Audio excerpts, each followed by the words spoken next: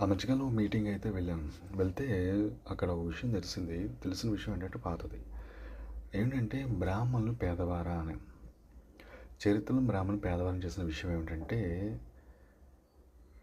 ఒక విషయం చెప్తాను. ఇప్పుడు హైగా రిచ్ పర్సన్స్ ఉన్న చూడడం కాదు, కిందని చూస్తే మంచిది. బ్రాహ్మణులు అందరూ పేదవాళ్ళు కాదండి, కానీ ఎక్కువ మంది ఇప్పుడు పేదరికంలో ఉన్నారు. ఇది నిజం. వాళ్ళ మీద నిందేయడం, ఇష్టం వచ్చి మాట్లాడడం చేస్తున్న వాళ్ళు చాలామంది ఉన్నారు చుట్టుపక్కల. నీ చుట్టుపక్కల నీ ఇంటిని వాళ్ళ ఇంటిని వాళ్ళని టార్గెట్ చేస్తూ బయట వాళ్ళకి చెడు ప్రచారం చేసే దరిద్రులు మన చుట్టూ ఉన్నారు. ఇంకా నిజంగా మరి అలా జాగ్రత్త అబ్జర్వ్ చేయండి. ఆడేం పట్టుకెళ్తాడో నాకు తెలియదు, కానీ ఓ విషయం మాత్రం చెప్తాను. చరిత్రలో బ్రాహ్మణులు చాలా డబ్బున్న వాళ్ళు కొంతమంది చాలా ఉండేవారండి. పాపం వీళ్ళు ఏంటంటే నలుగురు ఉపయోగపడాలని కోరుకుతూ ఉండేవాళ్ళు.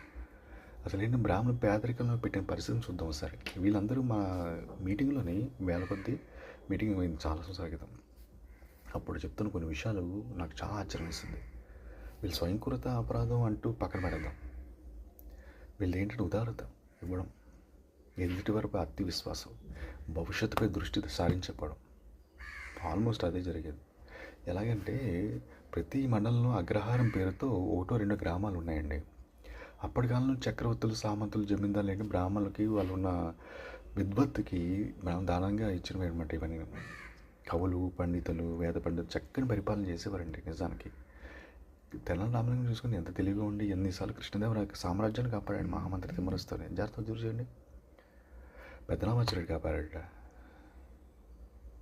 ఇలా అనేక రకాలుగా ప్రతిభ చాటినప్పటికీ భవిష్యత్ తరాలపై ఏంటంటే వాళ్ళ మీద ప్రభావం ఎలా అయిందంటే వ్యవసాయం మీద దృష్టి పెట్టలేదండి.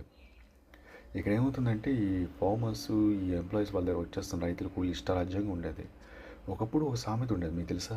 పల్లెకి నెక్కుతావా బ్రాహ్మణ వ్యవసాయం చేస్తామంటే వాడు వెంటనే బ్రాహ్మణ వ్యవసాయం చూసుకునేవాడు. మిగతా వాళ్ళు ఎంచుకునేవాడు కాదు, వీళ్ళు చూసి చేసుకునేవాడు. బ్రాహ్మణ వ్యవసాయం చేస్తుండేవాడు. కారణం చెప్పనా? ఏంటంటే వీళ్ళు చదువు రంకలతో వాటితో బ్రాహ్మణ పట్టణాలు వెళ్ళిపోయేవారు. కౌలు రైతుకి కౌలుకి ఇచ్చేవారు. ఆ యజమానులు ఇచ్చుకున్నంత వాళ్ళు ఇచ్చి ఏంటంటే సంవత్సరాంతానికి వచ్చేవారు. వచ్చి అయ్యా ఇలాగా అధిక వర్షాలు, పురుగులు పుట్రాలు చెప్పేస్తే పురుగు పుట్ర తినేసి చెప్పేవారు. చెప్పేస్తే పాపం నమ్మేవారు. పంట పండలేదు అనేవారు.